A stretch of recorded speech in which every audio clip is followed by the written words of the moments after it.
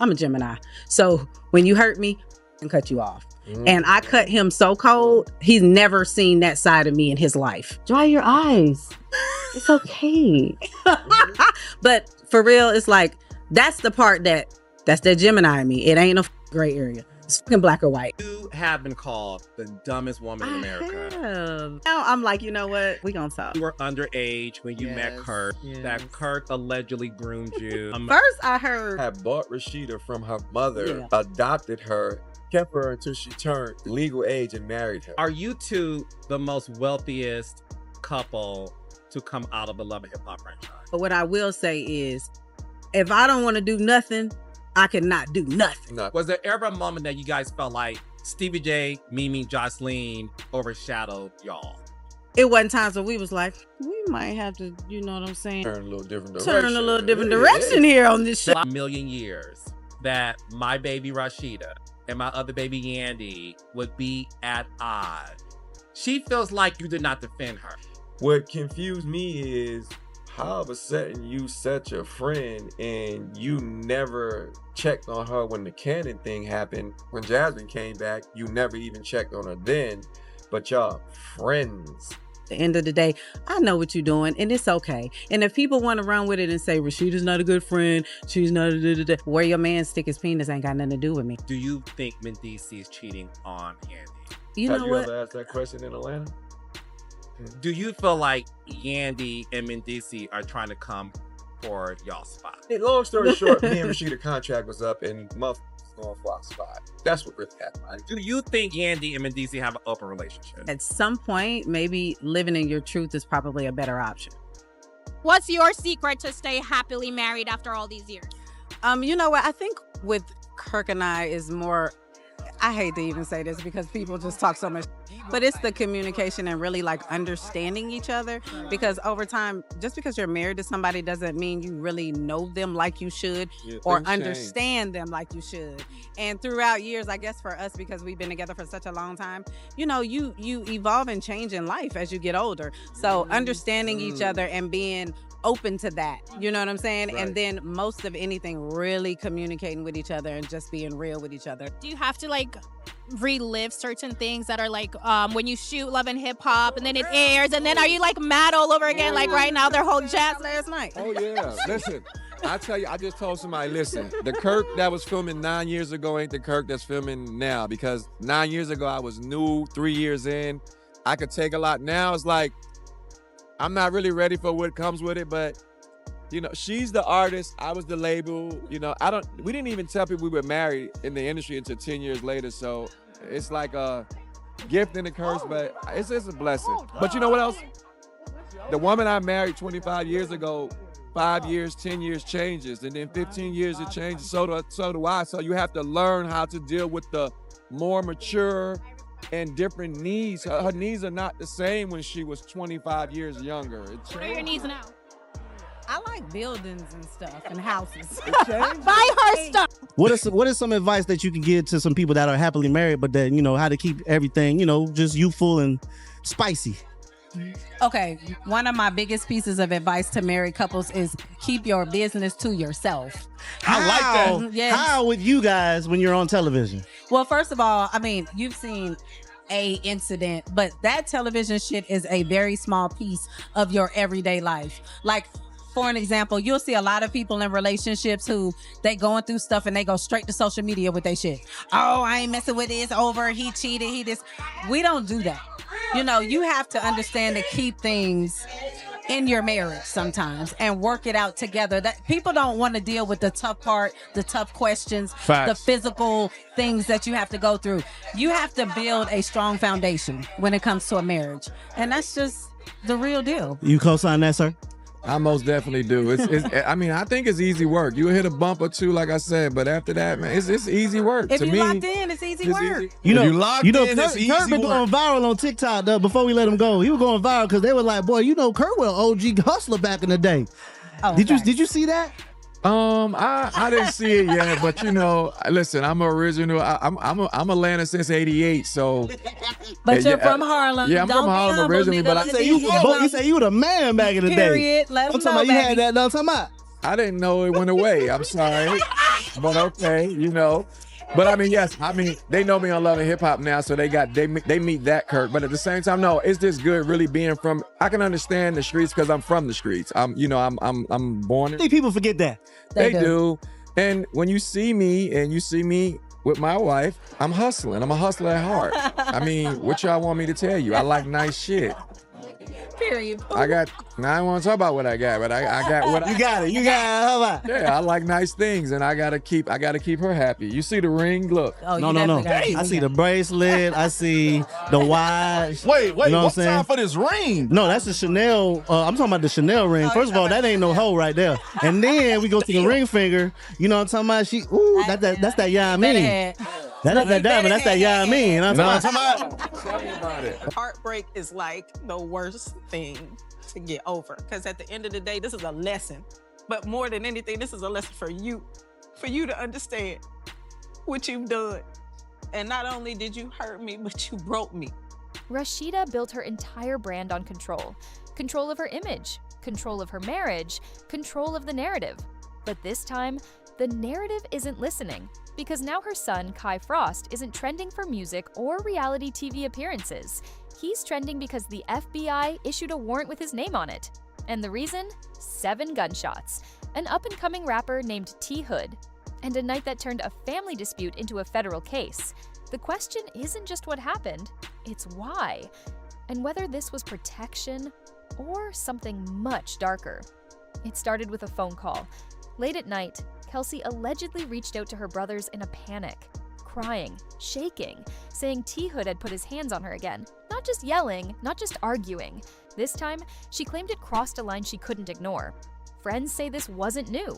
The relationship had been toxic for months. Screaming matches, broken objects, neighbors hearing chaos through thin walls. But like so many situations, it stayed behind closed doors. Until that night. Kai and his brother showed up ready to confront him. Words were exchanged. Tempers flared. A physical altercation allegedly broke out. Then they left. That's the part that prosecutors won't stop repeating. They left. Which means, according to the state, there was time to cool down. But sometime later, they came back. And that's when everything changed. 7 shots were fired, 5 reportedly struck T Hood in the back. Kai didn't run. He didn't flee the state. He stayed at the scene. If this was self-defense, why did it look like retaliation? That's when the internet picked its first side. Then the abuse video surfaced. Grainy footage allegedly showed T Hood dragging Kelsey by her hair, slamming her into a wall. Yelling in a way that didn't sound like a lover's argument, it sounded like control. Suddenly the tone online shifted. This wasn't just gossip anymore. It wasn't a jealous ex situation. It looked like a pattern. Neighbors reportedly backed it up. Some claimed they'd heard screaming before. Others described prior nights that felt violent. Sympathy began leaning toward the Frost family. Maybe Kai didn't snap out of anger, maybe he snapped out of fear. But there was one problem. Forensics. All shots reportedly came from the same firearm. And the placement, especially the ones in the back, complicated everything. Because protection is one thing, execution is another. And just when public opinion was starting to soften, Kelsey's own voice hit the internet. A leaked audio recording changed the energy overnight. In it, Kelsey could be heard saying, "I didn't ask them to come. I don't condone what happened." Her tone, detached, calm, almost cold. That's what made people uncomfortable. Was she distancing herself? Was she scared of being charged? Or was she, as critics claimed, letting her brother take the fall? Then came the alleged text message that spread like wildfire. "He's going to get what he deserves tonight." No confirmation, no authentication, just screenshots circulating online. But in the court of public opinion, that was enough. Suddenly, the narrative flipped again. Instead of victim, some labeled her instigator. And that's when Rasheeda's past came roaring back. Old clips from Love and Hip Hop. Atlanta resurfaced. Moments where she appeared dismissive of abuse allegations involving K. Michelle. The internet called it karma. They said the same empathy she allegedly withheld years ago was now being demanded for her own daughter. Harsh? Absolutely. But social media doesn't care about nuance. Brand deals reportedly paused, invitations slowed down, interviews were declined. For years, Rasheeda managed to keep her children away from the chaos of reality TV scandal. Now, the chaos was her child, but the FBI wasn't interested in reality show history. They were focused on evidence. Federal involvement raised the stakes.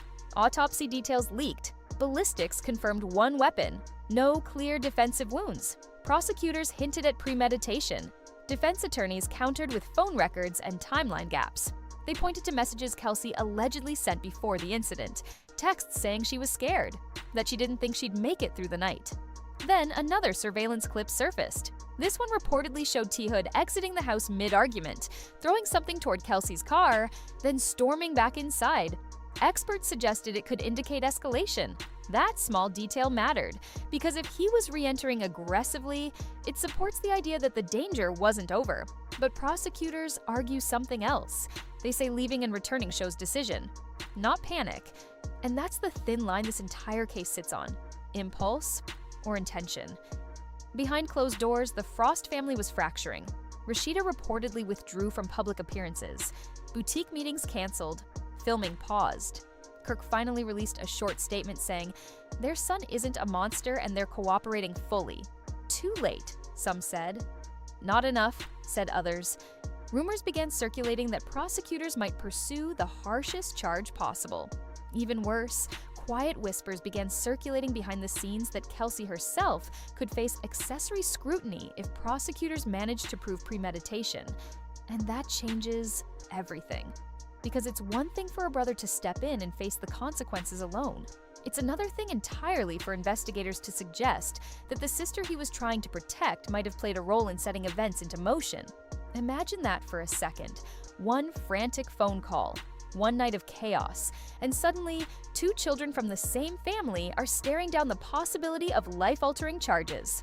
Sources close to the situation claim that possibility alone reportedly broke Rasheeda. Not the headlines, not the blogs, not even the federal involvement, but the idea that both of her kids could be pulled into the same legal nightmare at the same time. Because no matter how this ends, the Frost family will never look the same again. Here's the uncomfortable truth that nobody online wants to sit with. There are no clean heroes in this story. If T. Hood had a documented history of putting hands on Kelsey, that's tragic. No one deserves to live in fear inside their own home. If Kai saw his sister bruised and believed her life was in danger, that's human. That's instinct. That's protective love kicking in without thinking about tomorrow. But if anger crossed the line into something calculated, something that continued after the immediate threat had passed, the law doesn't interpret that as emotion. It interprets it as intent. And intent changes everything. Then there's Kelsey's position, the most complicated one of all. If she truly called for help in a moment of panic, that makes sense. But if later she distanced herself in recordings and statements, was that betrayal or survival? Because when lawyers start talking about timelines and wording and who said what first, fear takes over.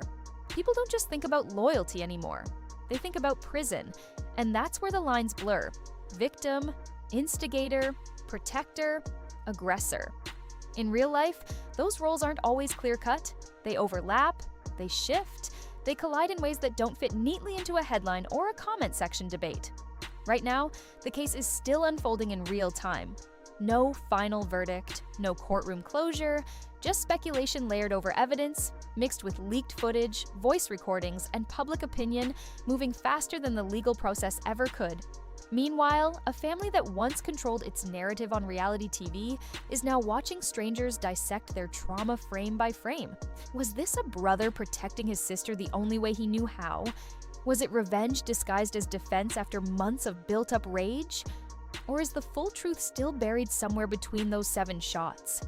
In the seconds we haven't seen, in conversations we haven't heard, in details investigators haven't revealed, one thing is certain: this story isn't over. And when the next court date hits, when new evidence surfaces, when someone finally breaks their silence again, the narrative could flip overnight. So, what do you think? Protection, retaliation, or something even more complicated hiding beneath the surface? Drop your thoughts below. And if you want breakdowns that go deeper than the headlines, the full context, the receipts, the twists no one sees coming, hit subscribe and turn on notifications. Because in influencer culture, the posts are polished. But the truth it's usually a lot messier than the filter. And stories like this don't end when the blogs stop posting. They evolve, court dates happen, evidence surfaces, people switch sides, narratives flip. What looks clear today can fall apart tomorrow with one new detail. That's why we don't just skim headlines over here. We unpack them, we question them, we follow the timeline all the way through. If you made it this far, you already know this isn't just about one night. It's about loyalty, fear, reputation, and the consequences that come when private pain explodes in public. So make sure you're locked in, hit subscribe, turn on all notifications, and stay tapped in for the next update. Because this story, it's still unfolding. And when the next twist drops, you'll want the full breakdown, not just the filter.